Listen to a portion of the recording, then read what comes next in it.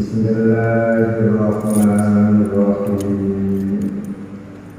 Alhamdulillahirabbil alamin.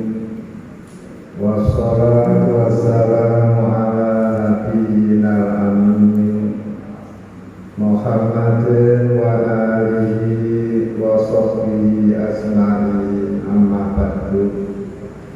Hadirin Bapak Ibu jamaah pengajian rahimahullah, melanjutkan surat Al-Baqarah ayat yang ke-37. Ayat yang ke-37. A'udzu billahi minasyaitonir rajim. Fatalaqa, maka menerima Adamu, Nabi Adam, mir Rabbihi, dari Tuhannya, kalimat dan beberapa kalimat. Fataba, maka menerima tobat Allah, alaihi, atas Adam. Innahu, sesungguhnya Allah, huwa Allah, at-tawwabu, zat yang sangat menerima tobat, ar-rahimu, zat yang menyayangi, ar-rahimu, zat yang menyayangi.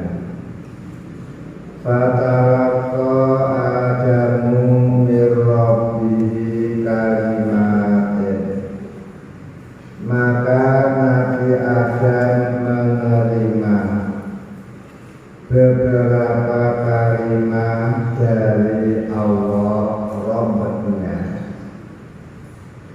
Ayat ini masih meneruskan ayat di atas. Setelah terbukti Nabi Adam melanggar, setelah terbukti Nyai Kawan melanggar, karena kedua-duanya memakan pohon larangan. Walaupun makannya Nabi Adam itu karena ada unsur kelalaian, ada unsur kealpaan, namun tetap dihukum oleh Allah, dinilai suatu pelanggaran. Sehingga Nabi Adam menyesal, ingin memperbaiki diri, ingin menghapus kesalahan-kesalahannya. Namun Nabi Adam belum tahu bagaimana cara bertaubat, bagaimana cara menghapus dosa, bagaimana cara istighfar. Maklum, baru pertama kali ini manusia melakukan pelanggaran. Setelah Nabi Adam ingin bertobat, ternyata belum tahu caranya. Akhirnya fatalaqa Adamu mir Rabbihi kalimatin, lalu Adam menerima kalimat-kalimat dari Allah.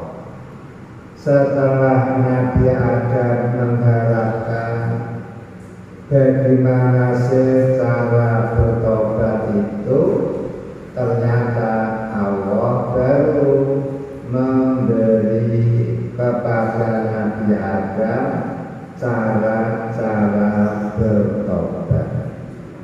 Karena yang bisa mengampuni itu Allah, karena yang bisa menerima tobat itu Allah, maka Allah lah yang menentukan caranya, sehingga manusia tidak bisa membuat cara tersendiri.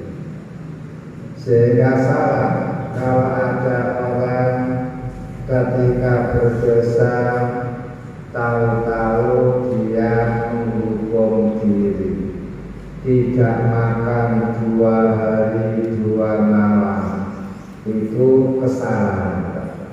Tiwas lapar, dosa tidak akan diampuni. Kemudian juga tidak benar kalau ada orang habis melakukan pelanggaran, tahu-tahu untuk mentobati pelanggarannya dia bersedekah, kemudian dikumpulkan anak-anak kecil, kemudian uang ditaburkan, dibuat rebut-rebutan sebagai tanda dia bertobat. Tobat yang semacam itu pun tidak disyariatkan.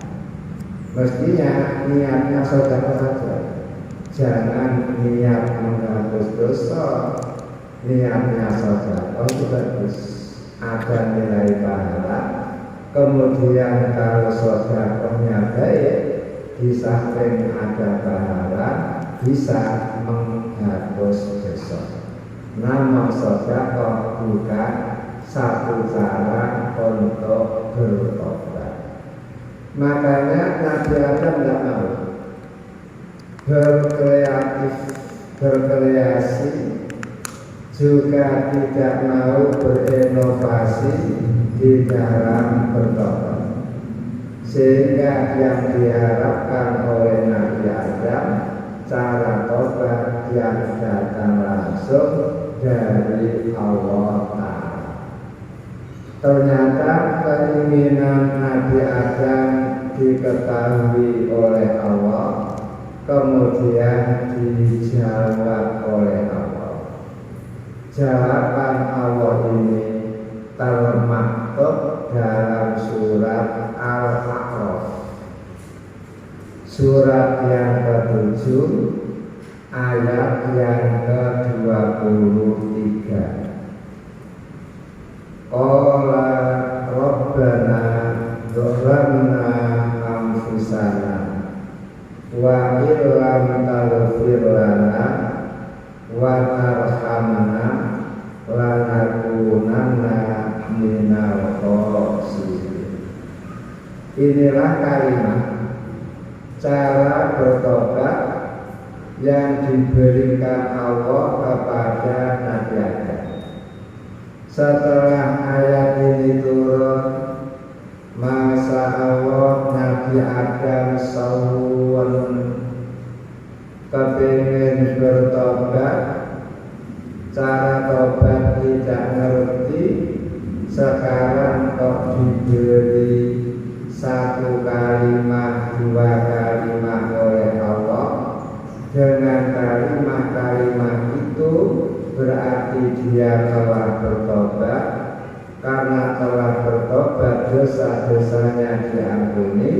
Langsung Nabi Adam mengamalkan, sehingga Nabi Adam nyai halak selalu membaca Rabbana dhalamna anfusana. Ya Allah, Rabb kami telah melakukan kezaliman terhadap diri kami. Ini namanya manusia gentle, salah ngaku salah. Itu namanya apa? Gentleman. Dan orang melakukan kesalahan kemudian ngaku salah, itu harapan jadi orang baik. Yang susah apa? Dia melakukan salah namun tidak merasa kalau dia adalah salah. Ini yang repot. Repotnya apa? selama-lamanya tidak akan pernah tobat. Berarti semakin lama semakin banyak dosa. Kalau sampai wafat belum tobat kan bahaya. Dosanya kalau tidak disyafaati oleh Nabi, tidak disyafaati oleh orang saleh, bisa-bisa harus dicuci dulu oleh Allah di neraka. Setelah dosanya hilang, tinggal iman dan amal salehnya, baru dimasukkan ke dalam surga. Lah yang paling bagus adalah nabi. Begitu melakukan pelanggaran, langsung mengakui, kemudian bertobat. Makanya dia menyatakan Rabbana zalamna anfusana. Ya Allah, Rabb kami, sesungguhnya kami betul-betul telah melakukan kezaliman terhadap diri kami. Dia ngaku zalim. Mengapa zalim? Karena dia hidup di surga enak.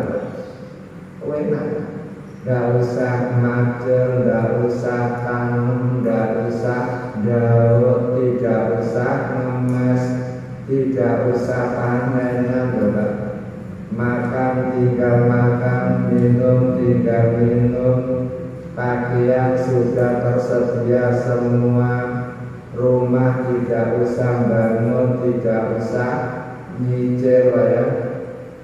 Sampai 12 tahun, 15 tahun namun Nabi Adam tinggal menempati, dan tempat yang ditempati itu bukan sembarang tempat.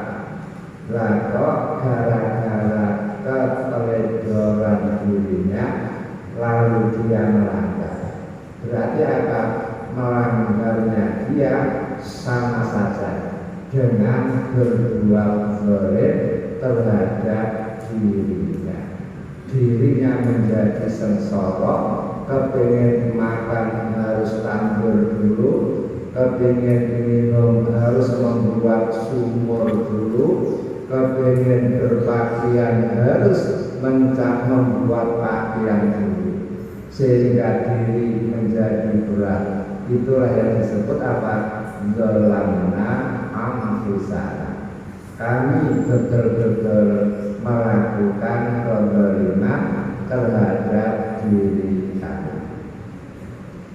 Diteruskan, wa illam taghfir lana wa tarhamna lanakunanna minal khosirin. Ya Allah, jika sekiranya Engkau tidak mengampuni kepada kami, jika sekiranya Engkau tidak merahmati kepada kami, tentu kami akan menjadi golongan orang-orang yang merugi.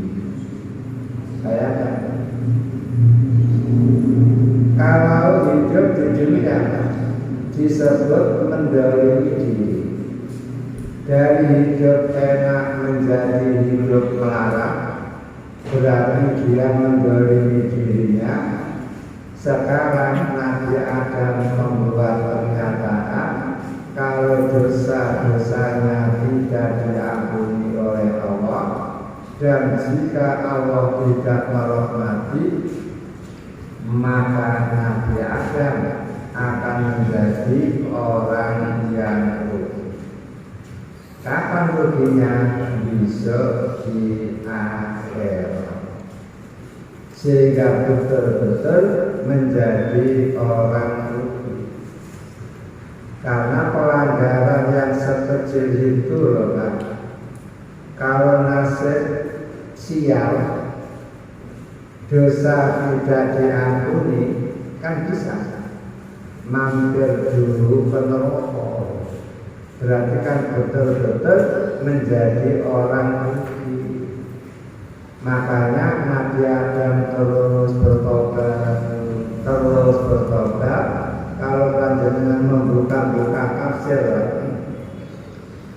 sebuah riwayat yang menjelaskan Nabi Adam membaca ayat ini, Pak.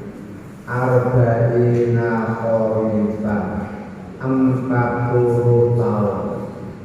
Tiap nganggur membaca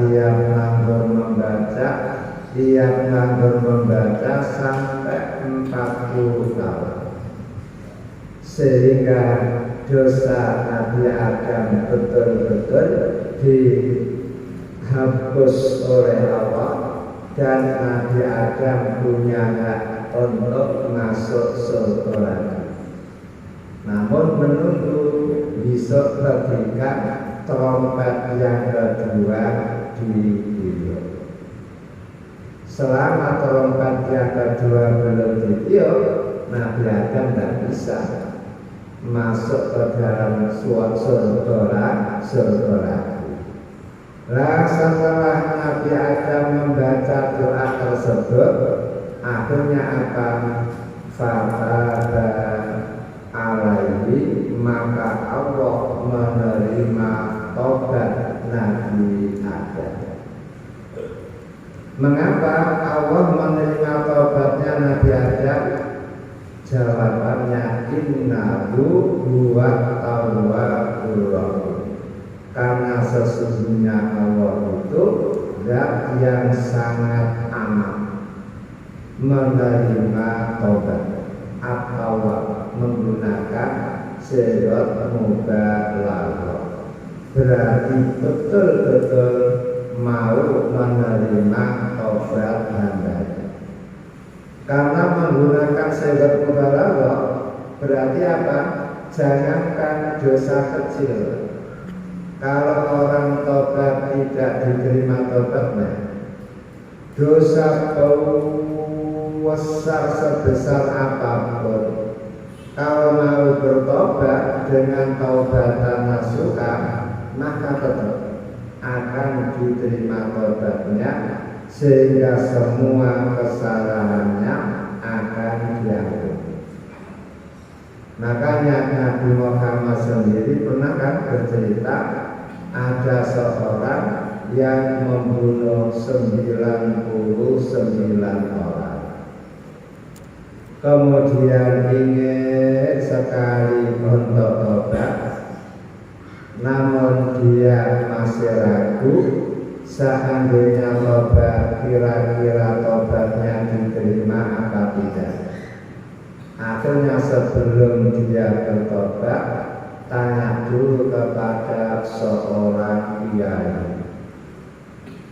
Begitu ditanyakan, Pak Kiai, orang seperti saya yang sudah pernah membunuh 99 orang, yang dosanya sangat amat berat, seandainya ingin tobat, kira-kira tobat saya bisa diterima apa tidak?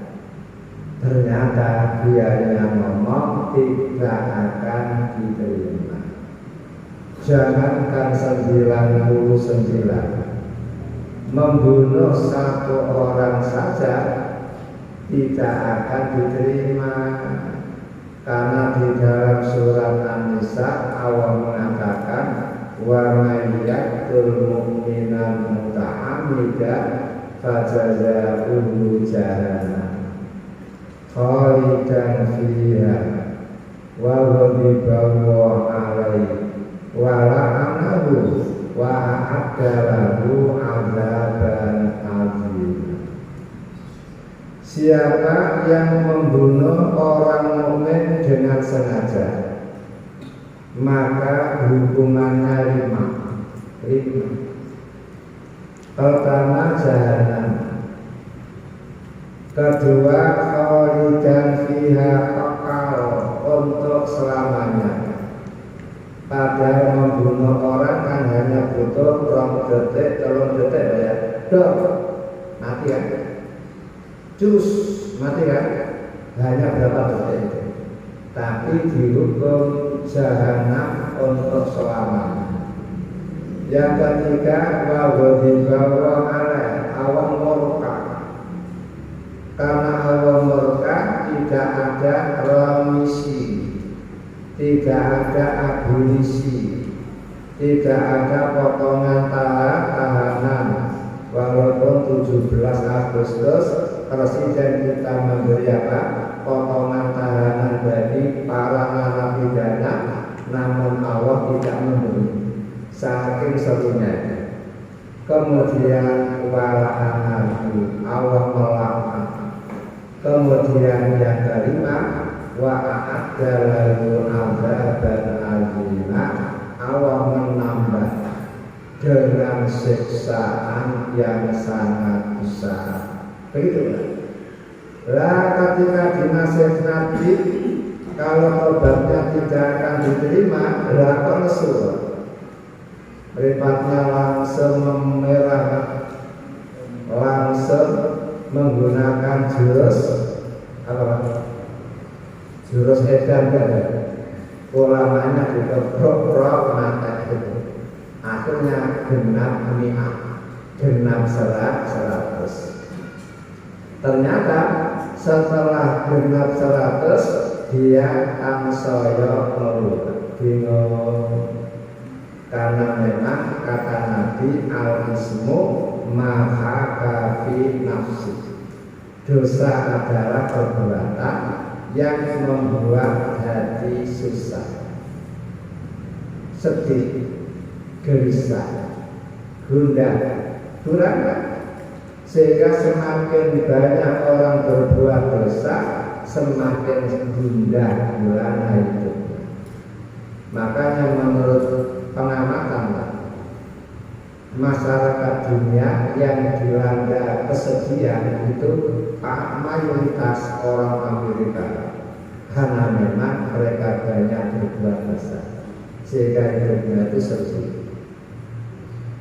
Setelah dia gundah gulana karena merasa dikejar-kejar oleh perasaan bersalah, akhirnya kok dia punya kehendak lagi. Barangkali ada seorang ulama yang fatwanya berbeda, kan begitu kan? Karena sekarang kan usul satu masalah fatwanya berbeda kan? A begini, B begitu. Lah orang pembunuh tadi memanfaatkan perbedaan. Kenapa dia datang ke seorang ulama yang dianggap arif bijaksana? Setelah dia tanya, kok ulamanya ngomong, oh jangankan membunuh 100 orang, ribuan orang dibunuh pun kalau mau tobat dengan taubatan nasuha akan diterima. Namun ingat, tobat baru dikatakan nasuha. Di antara syaratnya apa? Kamu harus pindah dari negara panas, dari daerah panas ke daerah adem. Itu apa ya? Coba kalau tobat kemudian tetap tinggal di kampungnya, bunuh lagi. Karena apa? Memang daerahnya itu suka campur, suka caro, kan begitu kan? Akhirnya kan harus angkat senjata lagi. Makanya si ulama tadi bijaksana. Kalau kamu memang betul-betul tobat, sekarang hijrah saja dari kampungmu yang panas, yang orangnya sama-sama emosional, urusan kecil saja dibesar-besarkan, darah pindah saja ke daerah adem. Akhirnya dia amitan pergi ke daerah adem karena memang dia betul-betul ingin bertobat. Ternyata dalam perjalanan, di tengah-tengah perjalanan ajal tiba, sehingga matilah dia di tengah jalan. Akhirnya malaikat penjaga neraka datang, malaikat penjaga surga datang. lalu rebut-rebutan. Malaikat surga ngomong, "Cak, orang ini bagianku karena dia keluar dari rumah untuk tobat. Berarti dia bagianku, dia harus masuk surga." Kata malaikat kedua, "Ini bagianku karena dia belum bekerja apa-apa, sholat belum pernah, ngaji di Masjid Al-Ziyar juga belum pernah. Berarti dia bagianku." Akhirnya terjadi perdebatan, royong-royongan apa penghuni. Akhirnya Allah mengutus seorang malaikat hakaman sebagai hakim. Ternyata malaikat yang diutus Allah sebagai hakaman, sebagai hakim ngomong, dua malaikat, untuk menentukan orang ini menjadi miliknya pemilik surga akan menjadi penghuni neraka, ukur saja. Kalau keluarnya dia menuju ke tujuan, bila lebih jauh dari tempat tinggalnya, lebih dekat ke tempat tujuannya, berarti dia menjadi penghuni surga. Namun apabila tempat tinggalnya lebih dekat daripada tempat tujuannya, berarti dia masih menjadi penghuni neraka. Akhirnya diukur, dan alhamdulillah ternyata malaikat itu ya peralatannya lengkap, tidak hanya balik besar yang punya meteran dua sampai 100 meter ya. Ternyata malaikat punya diukur,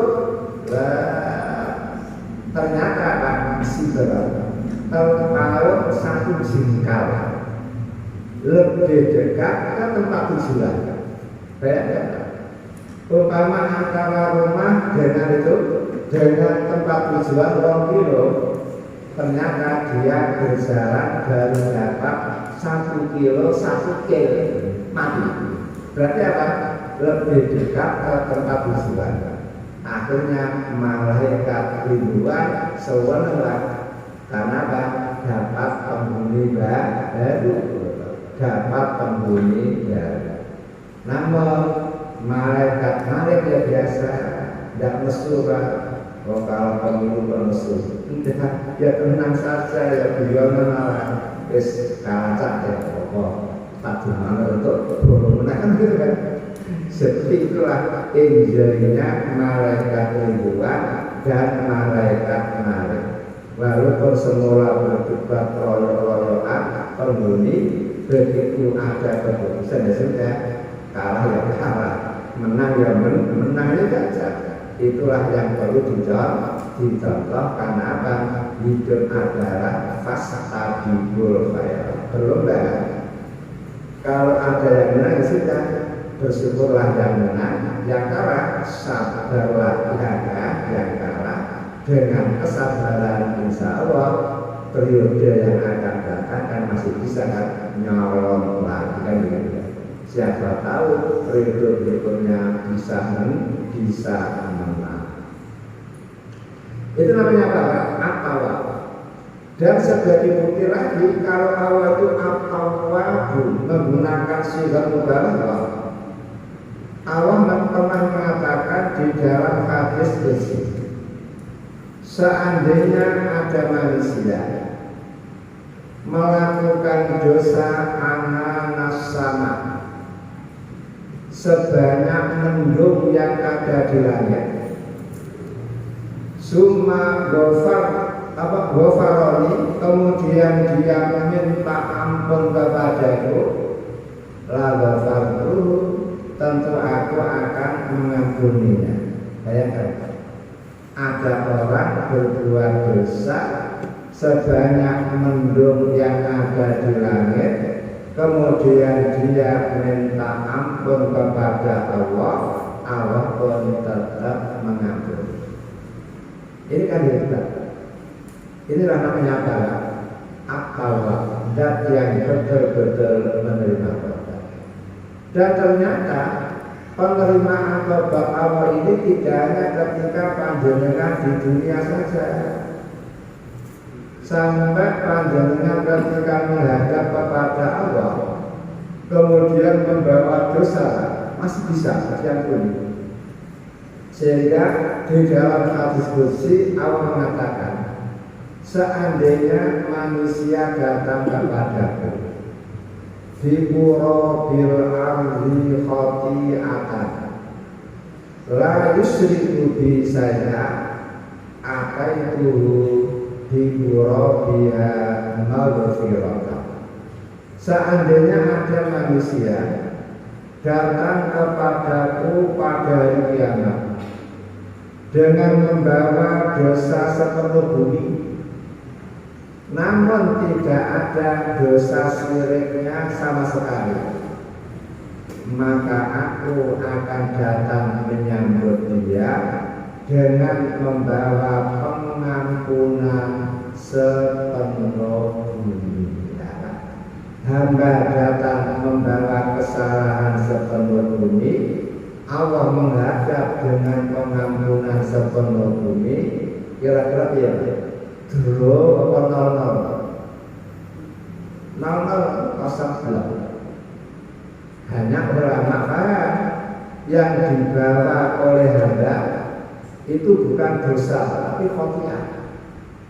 Khotoya apa khotoya? Perbuatan dosa yang dikerjakan tidak ada unsur kesengajaan.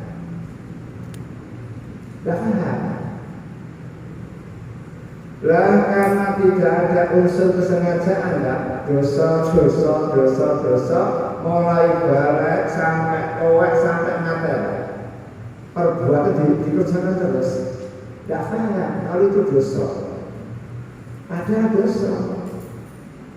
Begitu itu bisa disambut oleh Allah dengan membawa pengampunan sepenuh bumi, sehingga masih diharapkan untuk diterima bersih kembali seperti tidak punya dosa sama sekali. Makanya supaya tidak usah mengkhawatirkan, siapapun yang melakukan kesalahan, cepat-cepatlah untuk bertobat. Kenapa?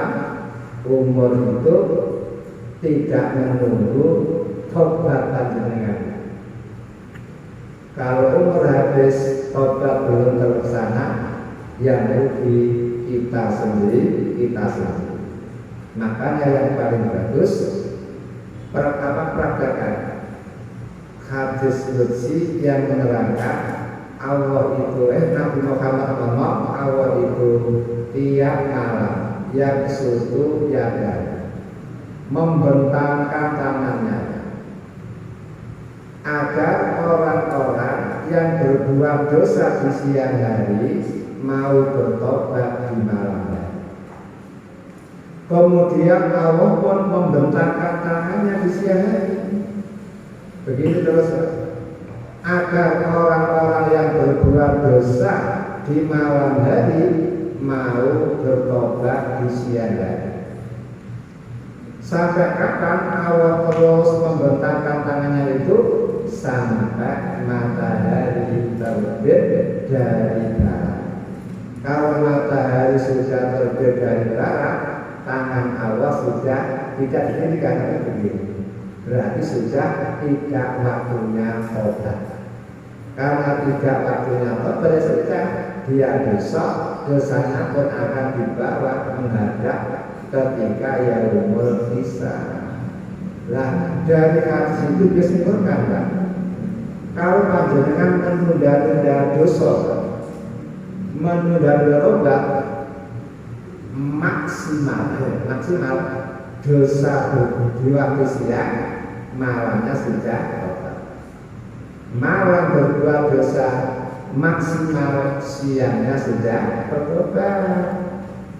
Syukur-syukur malam berbuat dosa langsung di malam itu pula panjenengan bertobat. Itu lebih enak. Lebih-lebih panjenengan sebagai orang Islam. Orang ini enak. Enaknya apa?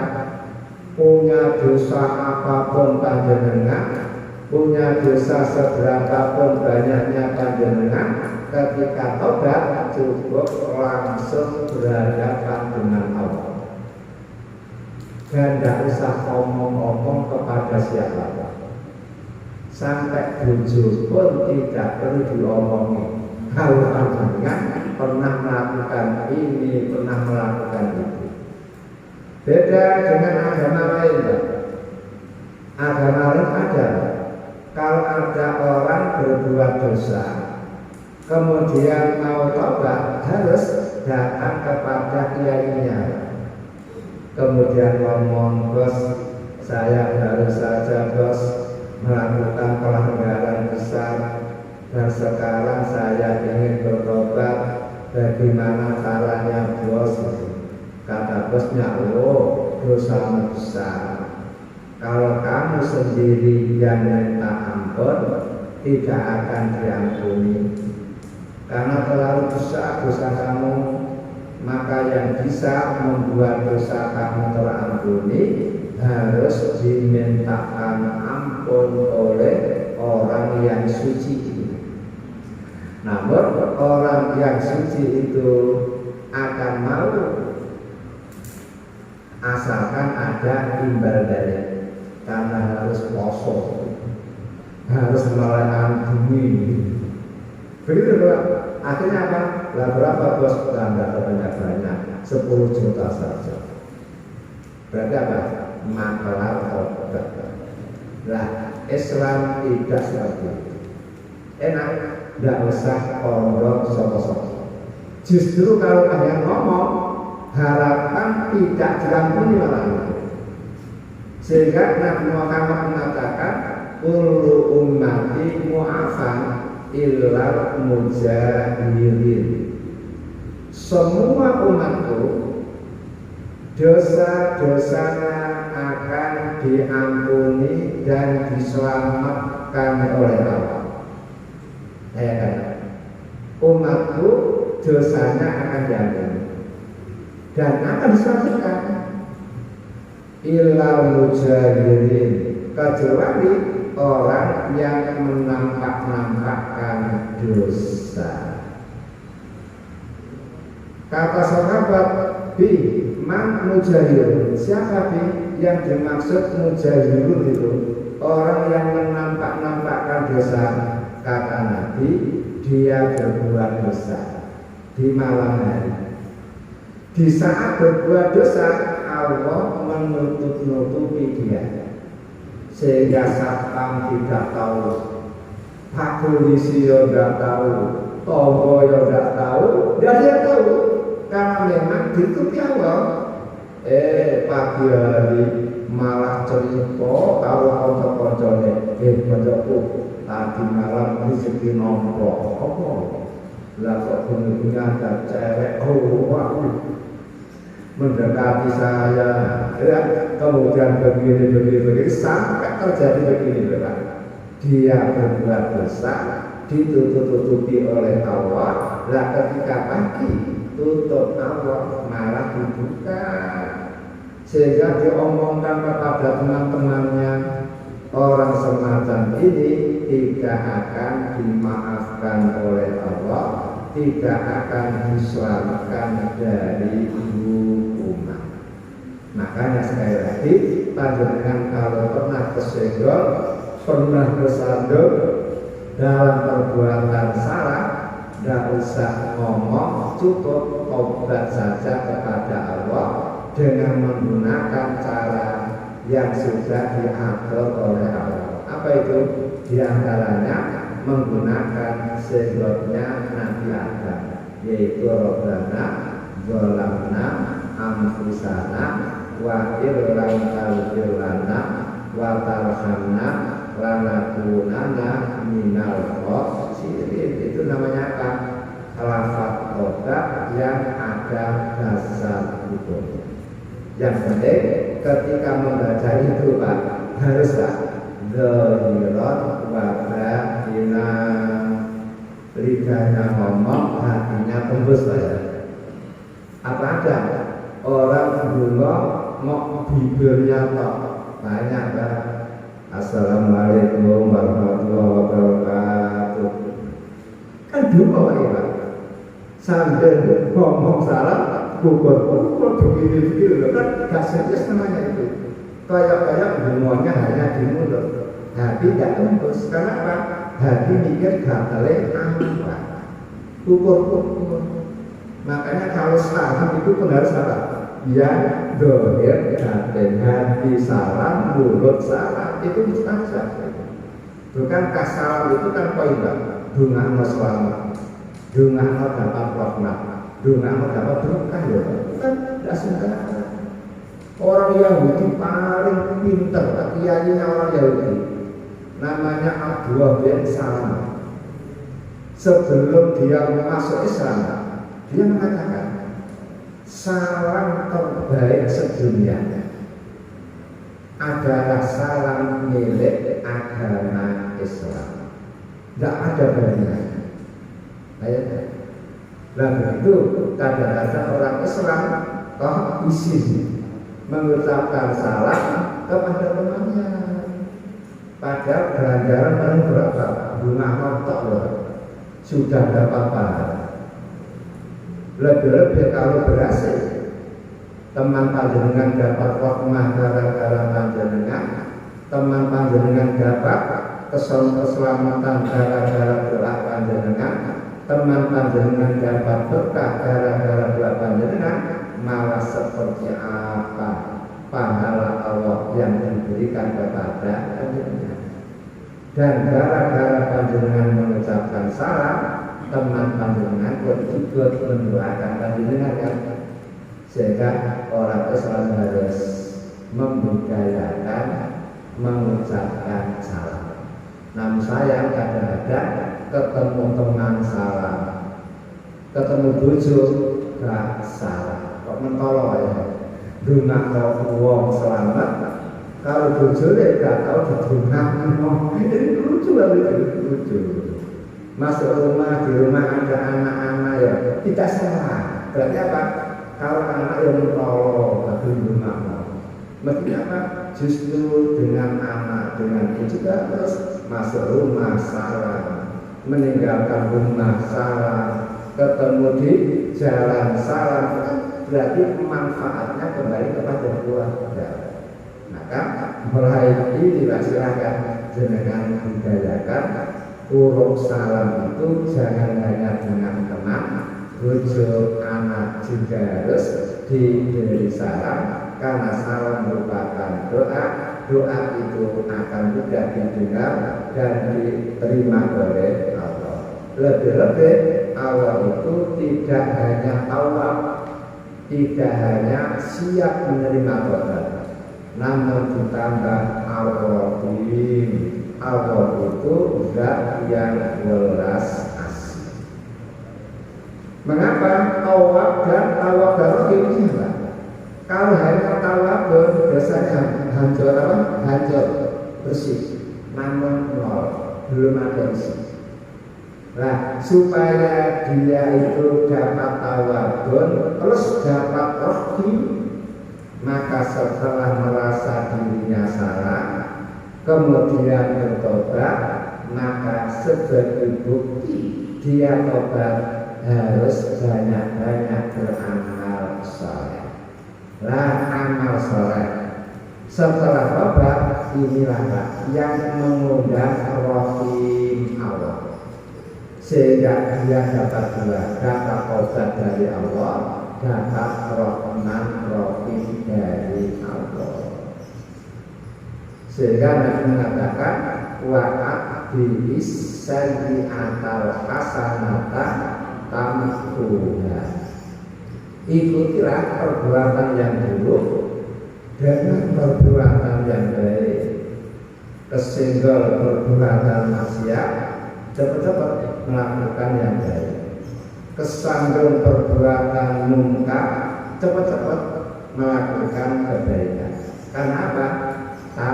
Tuhan, kebaikan yang panjenengan kerjakan bisa menghapus keburukan yang baru saja panjenengan lakukan, sehingga hilang dosa panjenengan.